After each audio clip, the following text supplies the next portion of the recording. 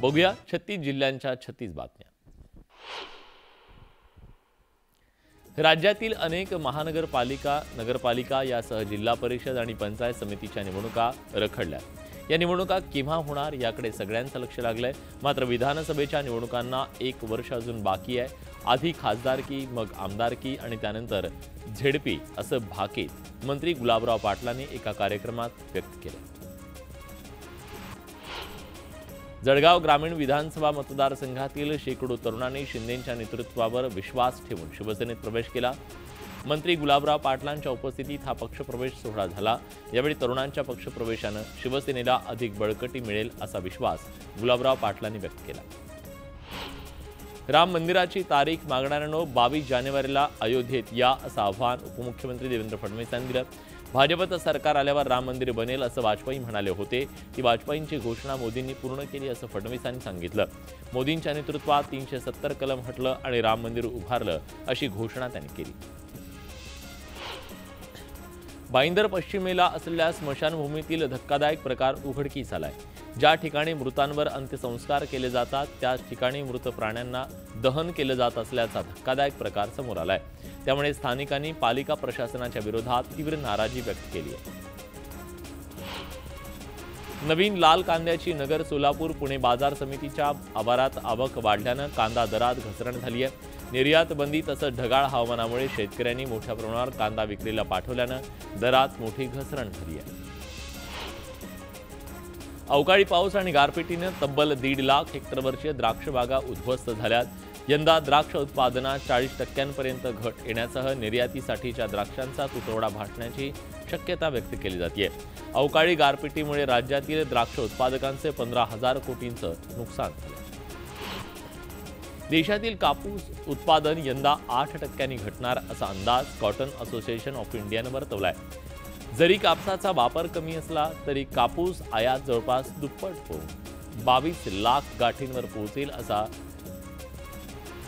सीआयचा दुसऱ्या अहवालात म्हटलंय। वाढत्या महागाईमुळे सर्वसामान्यांचं बजेट कोलमडतंय। त्यातच आता भर पडली आहे लसणाची। महागाईची त्यामुळे फोडणी बसली आहे। लसणाचा दर 400 रुपये किलोच्या वर पोहोचलाय। मात्र सामान्यांच्या खिशाला त्यामुळे कात्री बसणार आहे।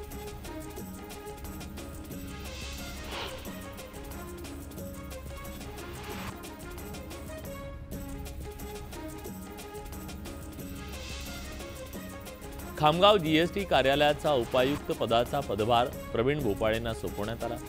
डाळ व्यापाऱ्यांना वाचवण्यासाठी प्रवीण भोपाळेंकडे उपायुक्त पदाचा कारभार सोपवला का असा सवाल राजपूत यांनी केला। नाताळच्या निमित्तानं मावळ तालुक्यातल्या अनेक चर्चमध्ये रंगीबेरंगी विद्युत रोषणाई करण्यात आली आहे। गायींच्या गोठ्यात येशू ख्रिस्तांचा जन्म झाल्यानं ठिकठिकाणी येशू ख्रिस्तांच्या जन्माचा देखावा साकारण्यात आला। वांद्रेतल्या माउंट मेरी चर्चमध्ये 8 दिवस नागरिकांची मोठ्या प्रमाणात गर्दी असते। मुंबई आणि इतर परिसरातून सर्व धर्मीय या ठिकाणी येतात आणि नाताळसह नवीन वर्षाचं सेलिब्रेशन करतात। आजच्या दिवशी येशूचा जन्म अर्थात मासचा कार्यक्रम साजरा केला जातो। वसई तालुक्यातल्या नंदाखालच्या होली स्पिरिट चर्चमध्ये प्रभू येशू जन्माच्या आधी कॅरल सिंगिंग करून मिसा विधी करण्यात आला। त्यानंतर धर्मगुरूंनी प्रवचन केलं। यावेळी ग्लोबल पर्यावरणाच्या रक्षणासाठी प्लास्टिक बंदी, फटाके बंदी, रेन हार्वेस्टिंग, प्रदूषण रोखण्यासाठी दर दिवशी वाहनानं न येता पायी चालत यावं असा संदेश त्यांनी दिला। नाताळचा उत्सव देशभरात मोठ्या थाटात साजरा करण्यात येतो। त्या पार्श्वभूमीवर खामगावमध्ये ख्रिश्चन बांधवांकडून शोभायात्रा काढण्यात आली। शहराच्या प्रमुख मार्गाने ही शोभायात्रा मार्गक्रमण करत होती। तर सजलेल्या रथात येशू ख्रिस्त यांच्यासह सांता क्लॉज यांची वेशभूषा परिधान केलेले मुलं सगळ्यांचं लक्ष वेधून घेत होते। शोभायात्रेत ख्रिश्चन बांधव, महिला मोठ्या संख्येनं सहभागी झाले।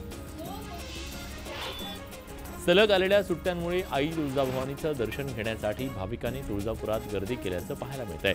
भाविकांनी केलेल्या गर्दीमुळे मंदिर संस्थाननं नियोजन देखील कोलमडत असल्याचं सांगितलं। मंदिर संस्थानं आता 27 तारखेपर्यंत VIP दर्शन त्यामुळे बंद ठेवण्याचा निर्णय घेतला। उल्हासनगरमध्ये चहा पिण्यासाठी गेलेल्या तरुणाला 3 ते 4 जणांच्या टोळक्यानं बेदम मारहाण केली आहे। मारहाणीचा हा सगळा प्रकार सीसीटीव्हीत कैद झालाय। दरम्यान या प्रकरणी पोलीस गुन्हा दाखल करण्यास टाळाटाळ करत असल्याचा तरुणाचा आरोप आहे।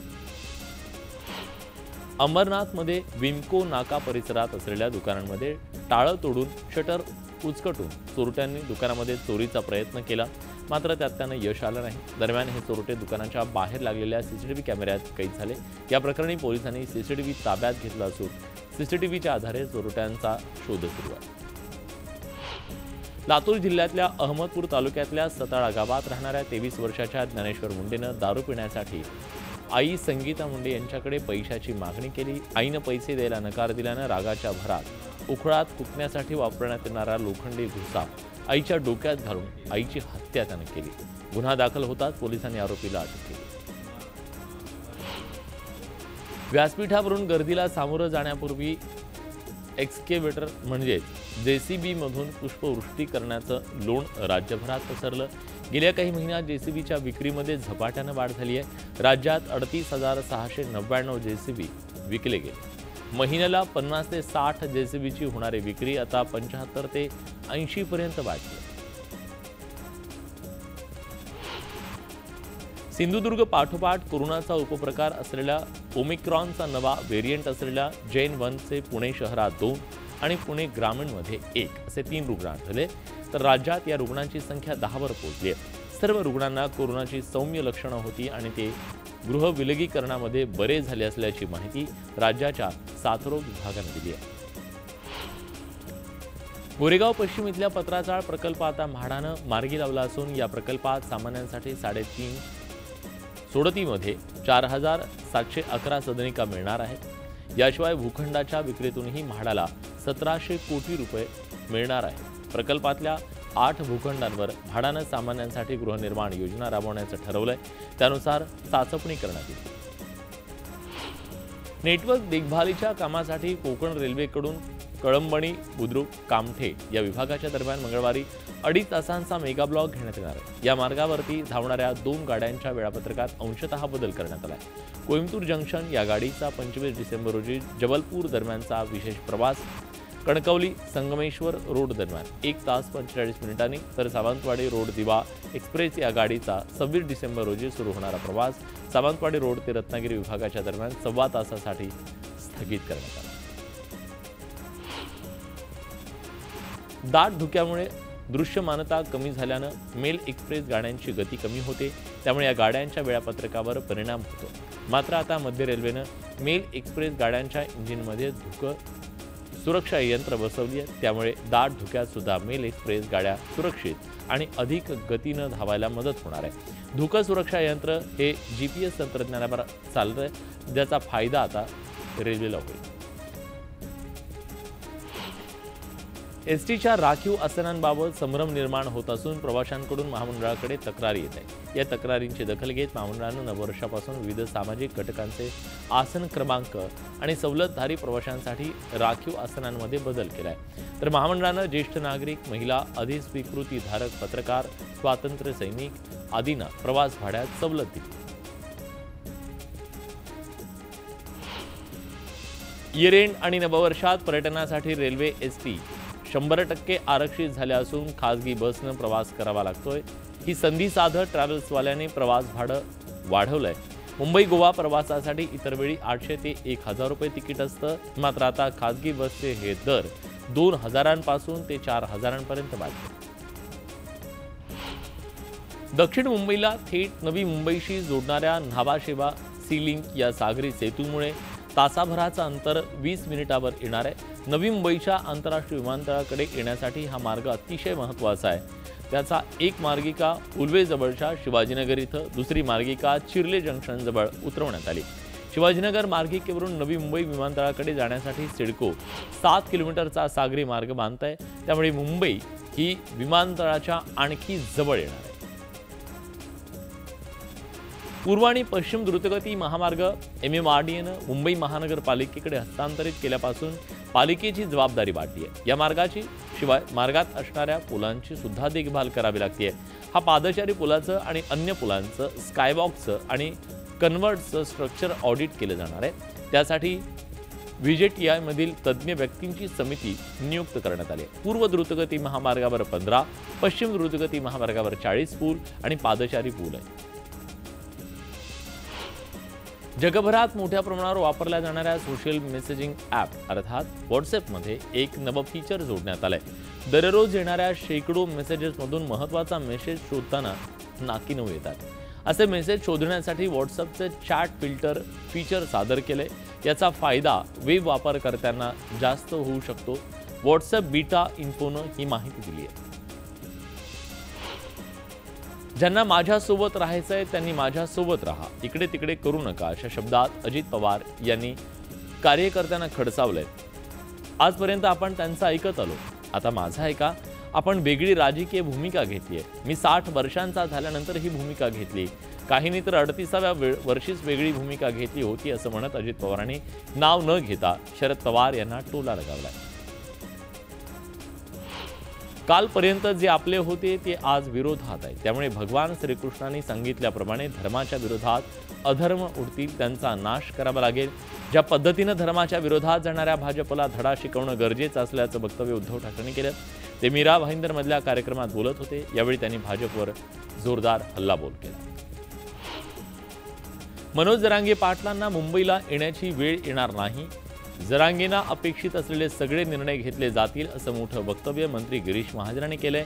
तर भारतीय जनता पक्षात अनेक प्रवेश प्रक्रिया सुरू आहे, ज्या आमच्या सोबत आहेत त्या सगळ्यांचं स्वागत आहे, असंही महाजन म्हणाले। गावात मूलभूत सोयीसुविधा नसल्यानं संतप्त ग्रामस्थांनी चक्क गावच विक्रीला काढल्याचा प्रकार बीडच्या पाटोदा तालुक्यात पाहायला मिळाला। खडकवली गावात सरकारच्या अनेक योजना पोहोचलेल्या नाही, योजना कागदोपत्री असल्याचा आरोप ग्रामस्थांनी करत खडकवली गावात गाव विक्रीचे बॅनर लावले। बीड जिल्ह्यात जलयुक्त शिवार अभियानाच्या दुसऱ्या टप्प्याला सुरुवात झाली आहे। पाणलोट आणि जलयुक्तच्या माध्यमातून एकूण 4084 कामं होणार असून त्यासाठी 73 गावांची निवड करण्यात आली आहे। यासाठी 88 कोटी 33 लाखांचा निधी खर्च केला जाणार आहे। बीड जिल्ह्यात गव्हाचा पेरा घटल्यानं गव्हाच्या दरात वाढ होण्याची शक्यता आहे। ग्रामीण मागील वर्षीच्या तुलनेत यंदा 40% गव्हाचा पेरा कमी झाल्यानं भावात वाढ होण्याची शक्यता आहे। बीड जिल्ह्यातल्या दूध उत्पादक शेतकऱ्यांना दिलासा मिळणार आहे। राज्याचे पशुसंवर्धन आणि दुग्धविकास मंत्री राधाकृष्ण विखे पाटील यांनी दुधाला प्रति लिटर 5 रुपये अनुदान देण्याची घोषणा केली। त्यामुळे बीड जिल्ह्याला दररोज जवळपास 11,75,000 रुपयांचा आर्थिक फायदा होणार आहे। मराठा आरक्षणाच्या मागणीसाठी माळशिरस तालुक्यातल्या सकल मराठा समाजाच्या वतीनं 8 नोव्हेंबरपासून साखळी उपोषण सुरू होतं। अखेर 47व्या दिवशी उपोषण मागे घेण्यात आलं। धनगर समाजाला एसटी प्रवर्गातून आरक्षण देण्यात यावं यासाठी नांदेडमध्ये धनगर समाजाची बैठक पार पडली। अनेक वर्षापासून धनगर आरक्षणाचा प्रश्न प्रलंबित आहे, त्यामुळे येत्या काळात आरक्षणाच्या मागणीसाठी व्यापक आंदोलन करण्याचा निर्णय बैठकीत घेण्यात आला। दापोलीत सीएनजीचा तुटवडा निर्माण झाल्यानं सीएनजी पंपावर वाहनांच्या लांबच लांब रांगा लागल्याचं पाहायला मिळालं। त्यामुळे सुट्टीनिमित्तानं पर्यटनासाठी आलेल्या पर्यटकांना मनस्ताप सहन करावा लागला। भिवंडीत क्रिकेटच्या सामन्याला प्रसिद्ध नृत्यांगना गौतमी पाटीलनं हजेरी लावली। भिवंडी शहरातील धर्मराजा ग्रुपचे निलेश चौधरी यांच्या वतीनं क्रिकेट सामन्याचं आयोजन करण्यात आलं। या सामन्यात गौतमीनं हजेरी लावली आणि पाटलाचा बैलगाडा या गाण्यावर डान्स करून सगळ्यांची मनं जिंकली।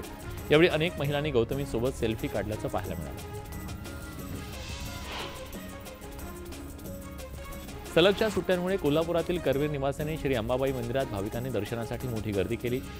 दर्शन मंडप भाविकांच्या गर्दीनं फुलून गेला। सुमारे 1.5 लाख भाविकांनी अंबाबाईचं दर्शन घेतलं।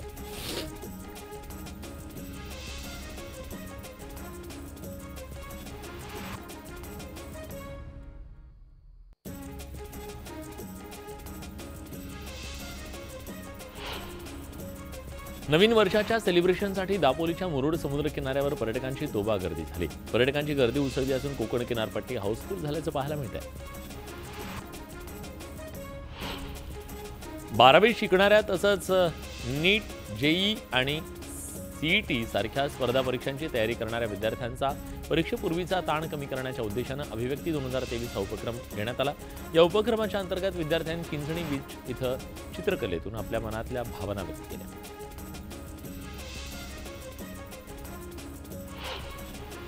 रत्नागिरी जिल्ह्यातील मुरुड समुद्र किनाऱ्यावर पर्यटकांची कार वाळूत रुतली। यावेळी पर्यटकांच्या मदतीसाठी अनेक जण धावले। यावेळी कारला सुखरूप बाहेर काढलं गेलं, त्यामुळे कारला जलसमाधी मिळण्यापासून वाचवण्यात आलं।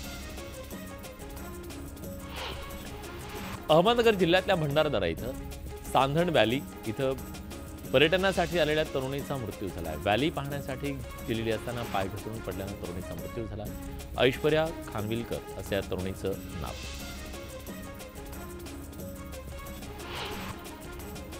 बुलेटिनमध्ये एक छोटासा ब्रेक, कुठे जाऊ नका, पहा फक्त न्यूज 18 लोकमत।